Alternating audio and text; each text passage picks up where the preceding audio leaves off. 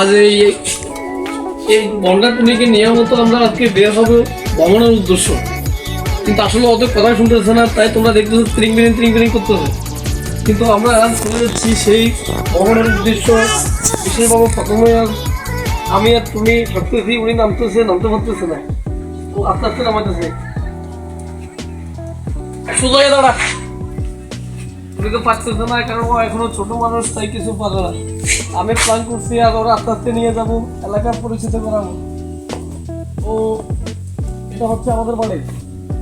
এই বাড়িটা অবশ্যই আমার বাবা বানিয়েছে। এই লেবু গাছটা অনেকদিন আগে আমি রোপণ করছিলাম, কিন্তু লেবু গাছটা প্রচুর বড় হয়। তো এটা আমাদের বাড়ি। এই তুমি দেখতেছো, এই বাড়িতে আমরা এমনকি আমাদের ফ্যামিলির সবাই জন্মগ্রহণ করছে। আমরা বিশেষভাবে ঢাকায় থাকি। ঢাকা থেকে আসলে সচরাচর আসা পড়ে না, কিন্তু সময়ে আমরা এ বাড়িতে বেড়াতে আসি, এ বাড়িতে ঘুরতে আসি। এখনো পর্যন্ত বাড়ির কেউ নয়, আমার মা ঢাকায় চলে গেছে। আমরা কয়েকজন এসেছি, এটা পরে দেখতো, তোমরা দেখতেছো বাড়িটা কিরকম। তো বাড়িটা আসলে কিছু শেওলা পড়ে গেছে, এই কারণে যে বাড়িটার ভিতরে শেওলা পড়ছে, আসলে বসবাস করে না, তো এটা পরিচর্যা করা হয় না। এই বাড়িটা অনেকদিন আগে বানিয়েছে। আমাদের ঢাকায় একটা ফ্ল্যাট আছে, এই ফ্ল্যাটে অবশ্য বড় ভাই এবং মা থাকে। তো আমরা কয়েকজন মিলার মতো গ্রামে আসছি বেড়ানোর জন্য। তো তোমাদেরকে বিভিন্ন সময়ে সময়ে ঘুরে ঘুরে দেখাবো গ্রাম এবং গ্রামের পরিবেশ। তো বিশেষ আজকে বের হয়েছি টুনিকে নিয়ে। তোমরা দেখতেছো উনি ছোট মানুষ, এখনো কিছু বুঝো না। এই কই যাবা তুমি?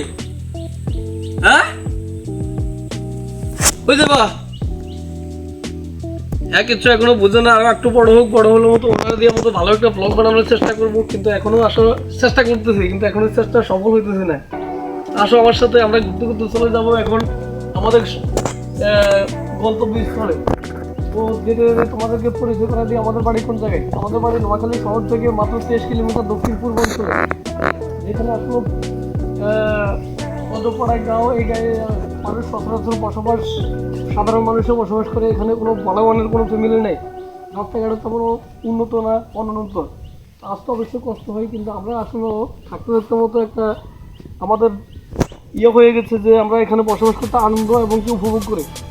তো এই বাড়ি এবং কি গ্রামের পরিবেশটা ভালো লাগে পরিবারের জন্য আমি অত্যন্ত চেষ্টা করতেছি, এবং কি তোমাদেরকে দেখানোর জন্য আমি উৎসুক হয়ে আছি। তো তোমরা দেখবা, এমনকি আমার বাড়ির কোথায় থাকি, শহরে তো আমার অনেকের সাথে কথা হয়, বার্তা হয়, অনেকের সাথে চলাফেরা হয়, কিন্তু কেউ তো আমার সম্বন্ধে বুঝে না, জানে না, শোনে না। সে আমাদের বাড়ি এবং কি তোমাদেরকে দেখিয়েছি আজকে এ পর্যন্ত। ধন্যবাদ।